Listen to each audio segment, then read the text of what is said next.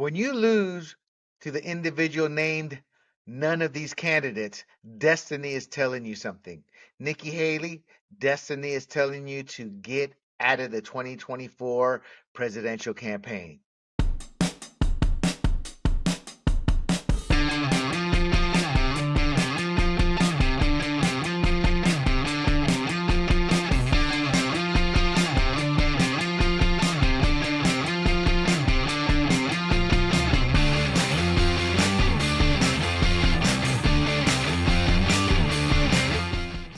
Hello, everybody. This is William del Pilar, and this is Fired Up.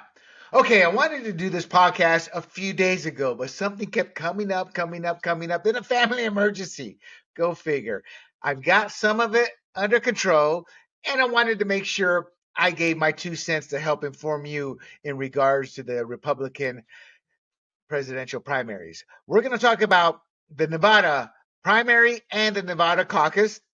As most of you are aware, there were two. But let's start out first with the U.S. Virgin Islands and their Republican caucus. So, first, unlike the first two contests where Trump led in the polls, the Virgin Islands caucus was less certain. Now, I would assume the support for Trump was probably there, but like most state and local elections, polling is really hard to come by. So, neither Trump nor Haley campaigned there.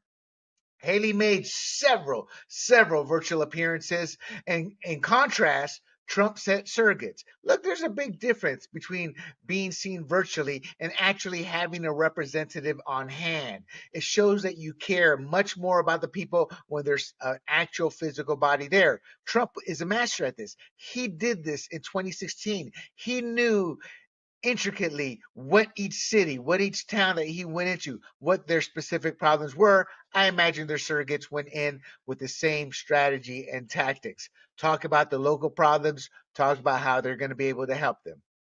So some details about Trump's win in the U.S. Virgin Islands.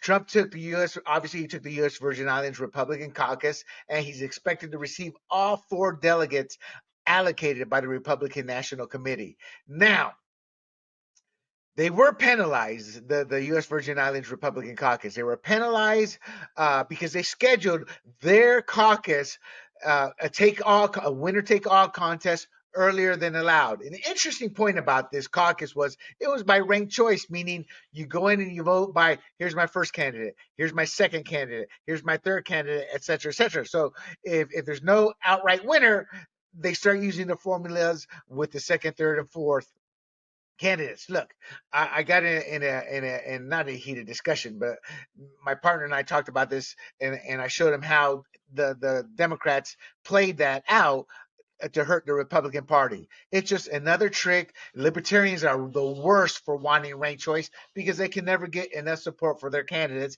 because they can never convince anybody that libertarianism is good. It's a utopian fantasy. And I don't say that to hurt libertarians. I want a strong, third, vibrant party. But you need to get your heads out of your tush and start looking at what you consider will only work in a utopian fantasy versus reality. And ranked choice is just another way for the powers that be that can cheat. Not necessarily the ones using ranked choice, but the ones who understand it and are able to use it against you. I see that all the time, or used to see it all the time with Robert's rules at planning groups, city councils. I used to be part of a planning group, and those who knew Robert rules owned and controlled the agenda and what could and couldn't be passed because we knew how to use Robert's rules to help us and to hurt our enemies who didn't know. So that's the one thing. Again, I see it a lot with libertarians who want this, but not understanding the process, how it works. That's what hurts our overall makeup of government because bad actors can pass and use tactics that have nothing to do with the issue at hand, but to take advantage of it. And that's what ranked choice is. So enough on my take on ranked choice, which I don't like, obviously. But the U.S. Virgin Islands was distinct because it was ranked choice, winner take all contest. In essence, they wanted to put themselves at the forefront ahead of the Nevada caucuses, and they did. But as far as the media PR, they didn't. But within the party, they made their point. However, because they sat there and said, hey, we're going to do it our way when we want to do it. They were docked 5 delegates. You know, I don't like it when national powers play the role of God against the chapters that they can't exist without. And at this point, I don't care. A state should choose whenever they want to have their primary or caucus, regardless of what the national wants them. They may have their deadlines, but they want to do it in March, February, whatever. What national parties do is they try to align it and create a pathway here of how it's going to be run. A state shouldn't have to abide by that. If they want to be part of it and play along, which most of them do, that's fine. But don't penalize those that don't. And they're penalizing. Again, just another authoritarian move by the Republican Party. Now, they were dogfight delegates, so Trump could have won 9, but ended up with 4. Uh, Now, supposedly, per my notes, again, they did garner unprecedented attention. I didn't see it. Maybe that was just the writer stating that, but if anything, it was maybe unprecedented in the sense that they bucked the party and said, go take a hike, and did it their way. And all of the Republican parties in every state, they took note of that. How they react to it is something else. Let's move on. So we know the U.S. Virgin Islands, 4 delegates went to Trump. Let's move on over to an overview of the Nevada primary and caucus.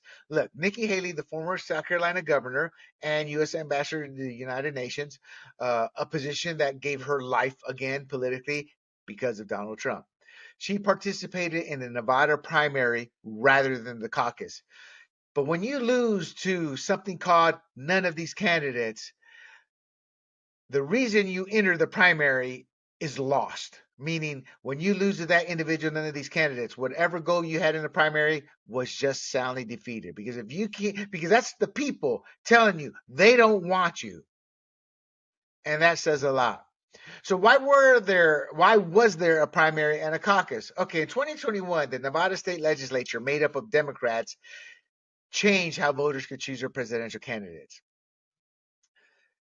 I believe in 2020 they couldn't even tell us who won between Bernie Smell the Ass Sanders or your dementia Joe Biden. To this day, we may still not have an official winner there, but that was a caucus format, from my understanding, and that was one reason for the change. What the Democrats said, which is true, we're a 24/7 economy and people need efficiency when they're working. That was said by Cisco Aguilar, Nevada's Secretary of State. He went on to further say they can get that efficiency through a primary process. So what he's saying is a caucus takes too long. A primary, boom, boom, boom, boom, you're done. The downside with that is I understand primaries are today and the future because they are quick and efficient. But what a caucus does is educate you. On that night, you're going to hear specifically from representatives and candidates as to where they stand, why you should vote for them. And people flip sides on those nights. That's more important than efficiency because you can work around a one-day election, which they don't want to. So these larger organizations do this for the specific reason of keeping ignorance alive. A caucus educates you, a primary is more efficient. They hide the fact that they want to keep you indoctrinated with their propaganda by talking about efficiency, and it works. If more people were involved in government, none of this would be an issue, but they've made it an issue they're winning. I truly believe all primaries should be caucuses as it's one form of educating the everyday voter. Okay. So they passed a law stating Republican Party, you want funds, you're going to do the primary. We're not going to pay you anything for the caucuses. That's their right, I guess. And the Republican Party said, take a hike. So what happened was on the week of the primary, there was a legally mandated primary on Tuesday, and then the Republicans had their caucus on Thursday. The Republican Party in Nevada decided to award their 26 delegates only to those who were voting in the caucus, or running in the caucus, rather. The state Republican Party wanted nothing to do with the primary. Thus, again, their delegates were all attached to the caucus. And to sit there and put a thumb up there to give it to the Democrat legislature, they went on to further say any Republican who participates in the Republican primary that's being put on by the state because they were forced to because of a Democrat legislature would be banned from caucuses. That's how you fight fire with fire, saying we're not going to play along with this. If you choose to play along with this candidate, you are not eligible for any delegates. That's how it should be. You run your primary the way you want it, not the way the opposing party tells you to. So that meant Haley became ineligible for any state delegates because she wasn't on the caucus ballot. As far as the Republican constituency itself, you can vote in both. They were able to vote in both the primary and the caucus. There were two completely different events. That makes perfect sense. And since both events were jockeying to get the constituents in, again, that makes sense. President Trump chose the caucus because that's where you could get the delegates, and he does have a president, does have a political ally in the chair of the Republican Party who said, "Yeah, we're not going to sit there and give any of the delegates to the primary." But Nikki Haley's party knew, or yeah, her party knew this too. So it's not like it was a big dirty secret. So why did she skip the caucus? It was confusing. But in essence, what she wanted to show was that she had the support of the people, meaning more people will vote for her in the primary than would vote for Donald Trump in the caucus. And that will give her a symbolic win. So part of her excuse to skip it, though, was also this, which I'm going to use the quotes from after her humiliated defeat, but this is what they were saying beforehand, too. So when reached for comment after a humiliating defeat and losing to none of these candidates, Haley spokesperson Olivia Perez Cubas complained that the loss happened because it was rigged. She claimed the process was rigged for Trump. Now, the Nevada Republican Party has completely denied that, and they said it's about preserving the tradition of the caucuses. You know, again, they can run their party however they want, and that's how they chose to run it. But instead of accepting that, Nikki Haley, still on her knees on the teat of her donor masters, decided to throw the Nevada Republican Party under the bus with a lie. So, this is what Haley had to say about this. This is from Breitbart.com. A quote: "We knew months ago that we weren't going to spend a dollar we knew months ago that we weren't going to spend a day or a dollar in Nevada because it wasn't worth it. And so we didn't even count Nevada. There wasn't anything we were looking at. And if anything here, excuse my French here, ladies, but they were taking a dump on the constituents when they said that. They were crapping on him. They're saying, you don't matter. We don't care about you." She continued on, Nevada, "It's such a scam. They were supposed to have a primary. Trump rigged it so the GOP chairman who's been indicted will go and create a caucus." Again, they can run it however the hell they please. I got to be honest. The results would have been the same with a primary. This is just Haley creating a false narrative, also known as lying. She's a blatant liar. Remember, never forget, I don't care if you have an affair, if it's consenting adults, but you do not have the right to claim credit to being married to a combat veteran while you're sleeping around on him while he's out serving. That's how low and the type of scumbag Nikki Haley is. And yes, I don't like her. I make no secrets. I'm being very fair about how I break this down, but I also show full transparency, and I don't like her for who she is as a human being.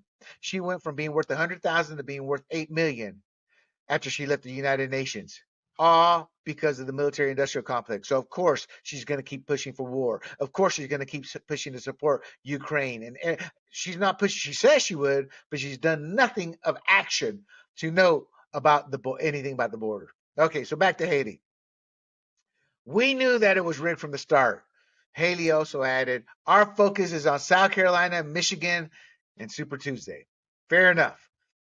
But again, to Nevada, especialmente para mi Latinos, she threw us under a bus. She threw you under a bus. She also slammed the Republican Party. Look, Nikki Haley criticized the Republican Party as chaotic. Republicans keep doing the same thing and getting the same results. Chaos. That's what she wrote on X. Now, she's right.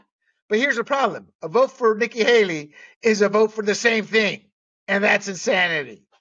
She's nothing but a tool and serves the military industrial complex. Nikki, you gotta wipe a little bit of this off, Nikki. Because she's on her knees on their teat. She's a vile woman when it comes to that. She knew becoming a millionaire would cost the lives of American soldiers. Now, you say, how? Well, we got special forces in there. We have advisors in there. We actually have fighters that will go in under the title advisors. And they go out in the field and operate under the guise it's training and it's teaching. But they run actual missions. I know this. I've been told this firsthand. All right. She said Republicans have imploded after her friend Ronna McDaniel was exposed for abusing monies that was given for campaigns that they use on non-essential campaign strategy and tactics like hair, flowers. I would not be stunned because I've seen this firsthand with reporters, but it probably happens the same thing with the GOP and the Democrats. They have the most expensive restaurants, the biggest drinks. I mean, everything's done like in Texas. Everything's bigger in Texas. Everything's bigger when it's not your bank account, but somebody else's. And she was caught out on it. She got busted on not once, but twice by Jen Venlar of Red State. Great article. Check it out if you can. Haley also blamed the GOP-led House for not passing any bills. That's the definition of insanity. No, my friends, the definition of insanity is voting for Nikki Haley. That's doing the same thing.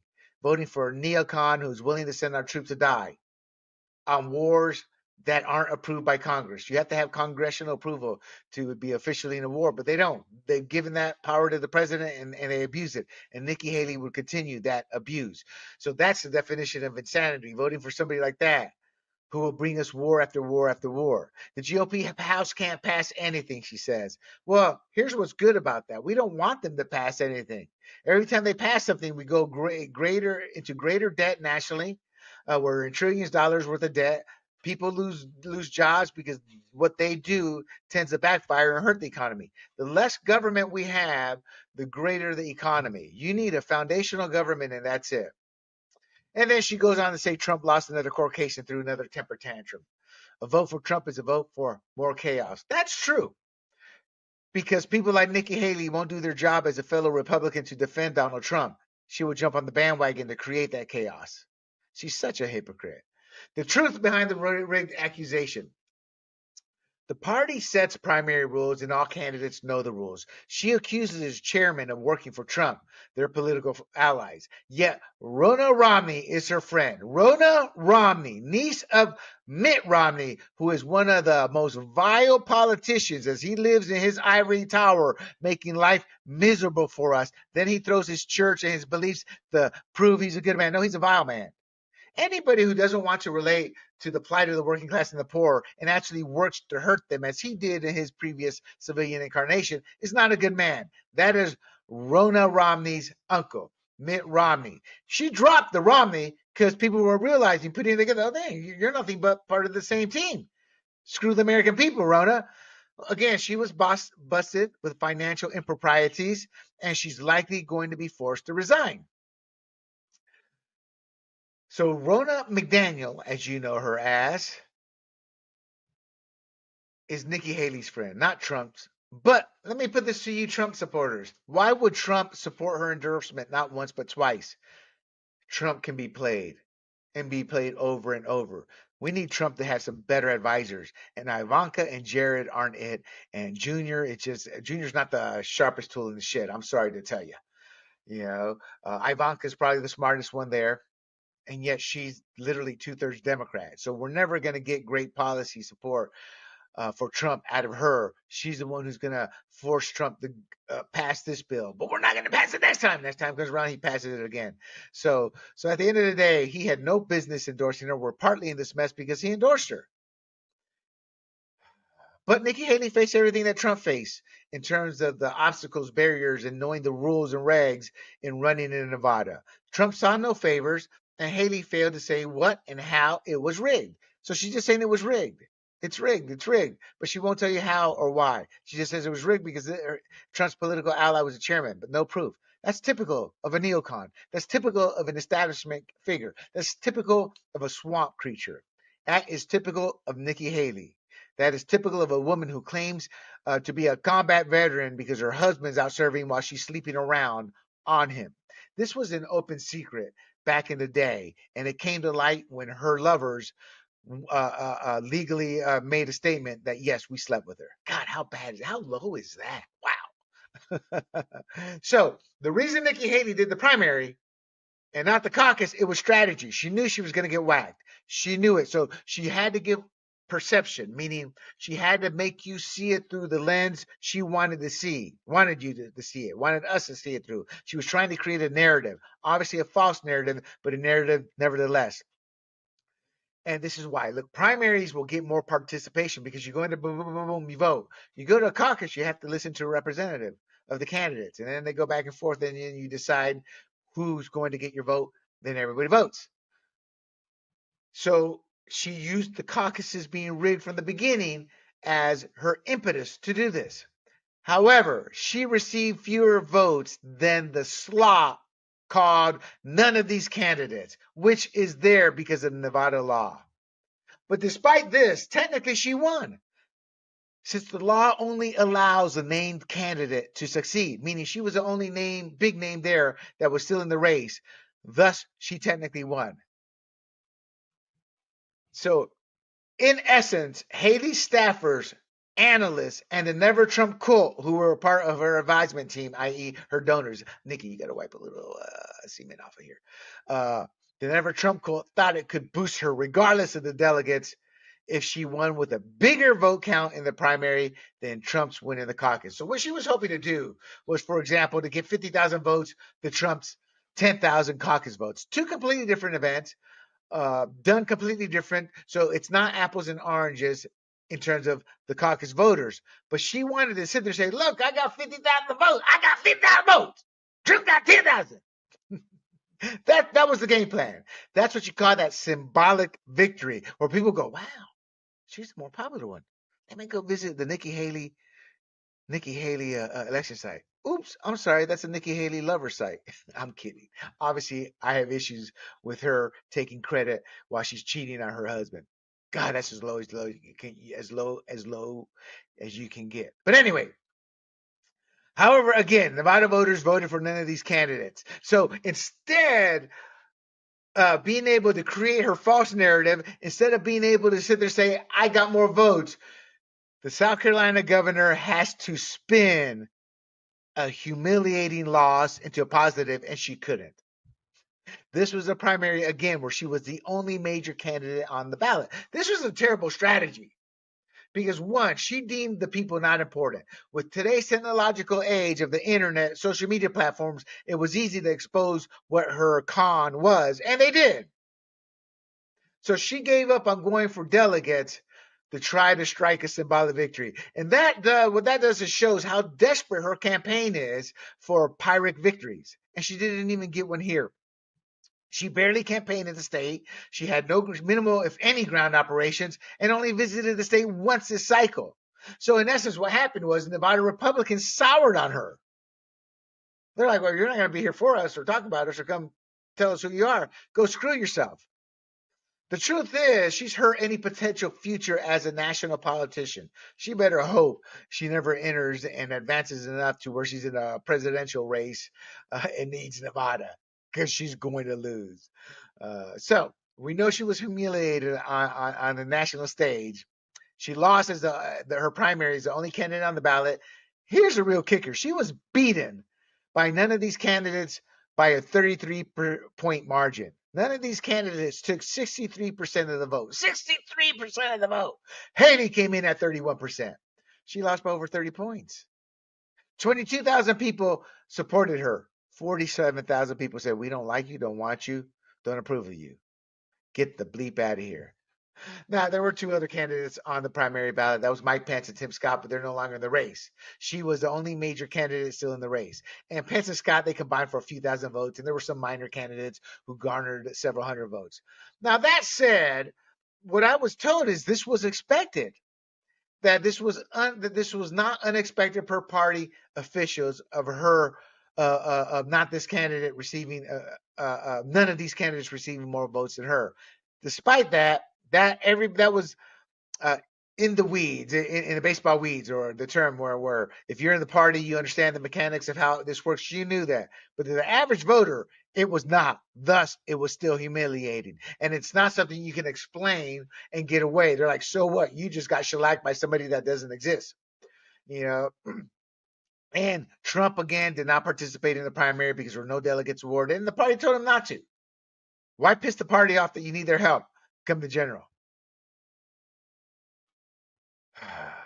So how many voted? I was told about 16,000 voted at the polls. About 151,000 voted early.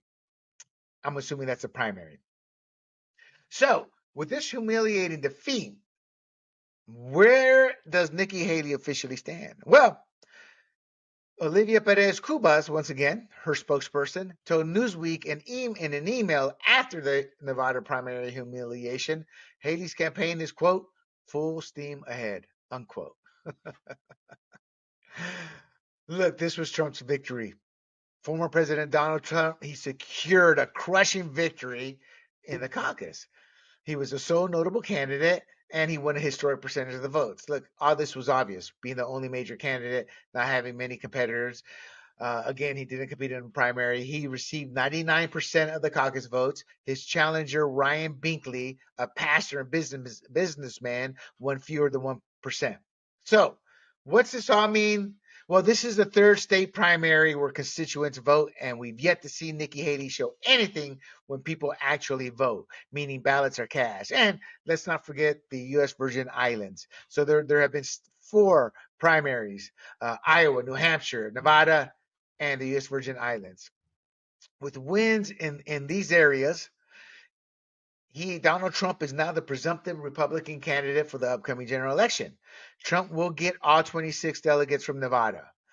Again, with this win, Trump solidifies his position as the frontrunner for the 2024 Republican nomination. The total delegate count, Donald Trump stands at 33 delegates, Nikki Haley has 17. So it's much closer with the delegate count. And that tends to stay the same until Super Tuesday, and that's when the big separation comes out. Ron DeSantis obviously has dropped out, has 9 delegates, and Vivek Ramaswamy, who also dropped out, has 3 delegates. Both of those candidates will keep their delegates. Because you never know what's going to happen at the convention. And owning delegates is very important when it's a close race. It's not going to be in this case, but you never say never. So what's next? South Carolina. Nikki Haley's home state is next February 24th. Look, this election is preceded by Trump's landslide victory in Nevada and a path of being undefeated so far. He's likely to win by a large margin here, too. And what makes this important is Nikki Haley was the Republican governor of the state of South Carolina from 2010 to 2017.